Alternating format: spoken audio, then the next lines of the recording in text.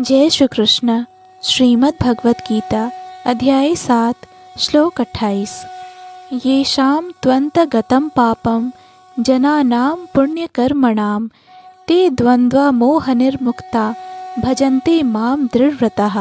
जिन मनुष्यों ने पूर्व जन्मों में तथा इस जन्म में पुण्य कर्म किए हैं और जिनके पाप कर्मों का पूर्णतया उच्छेदन हो चुका होता है, वे मोह के द्वंद्वों से मुक्त हो जाते हैं और वे संकल्प पूर्वक मेरी सेवा में तत्पर होते हैं। अर्थात इस अध्याय में उन लोगों का उल्लेख है जो दिव्य पद को प्राप्त करने के अधिकारी हैं।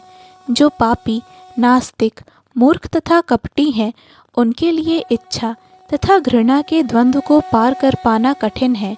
केवल ऐसे पुरुष भक्ति स्वीकार करके क्रमशः भगवान के शुद्ध ज्ञान को प्राप्त करते हैं, जिन्होंने धर्म के विधि विधानों का अभ्यास करने, पुण्य कर्म करने तथा पाप कर्मों के जीतने में अपना जीवन लगाया है।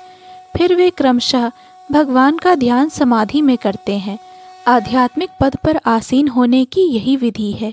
शुद्ध भक्तों की संगति में कृष्ण भावनामृत के अंतर्गत ही ऐसी पद प्राप्ति संभव है, क्योंकि महान भक्तों की संगति से ही मनुष्य मोह से उबर सकता है। श्रीमद् भागवत में कहा गया है कि यदि कोई सचमुच मुक्ति चाहता है तो उसे भक्तों की सेवा करनी चाहिए। महत् सेवाम द्वार माहुर विमुक्ते। किंतु जो भौतिकवादी पुरुषों की संगति करता है, वह संसार के गहन अंधकार की ओर अग्रसर होता रहता है। तमो द्वारम योषिताम संगी संगम। भगवान के सारे भक्त विश्व भर का भ्रमण इसीलिए करते हैं जिससे वे बद्ध जीवों को उनके मोह से उबार सकें। मायावादी यह नहीं जान पाते कि परमेश्वर के अधीन अपनी स्वाभाविक स्थिति को भूलना ही ईश्वरीय नियम की सबसे बड़ी अवहेलना है। जब तक वह अपनी स्वाभाविक स्थिति को पुनः प्राप्त नहीं कर लेता, तब तक परमेश्वर को समझ पाना या संकल्प के साथ उनकी दिव्य प्रेमा भक्ति में पूर्णतया प्रवृत्त हो पाना कठिन है।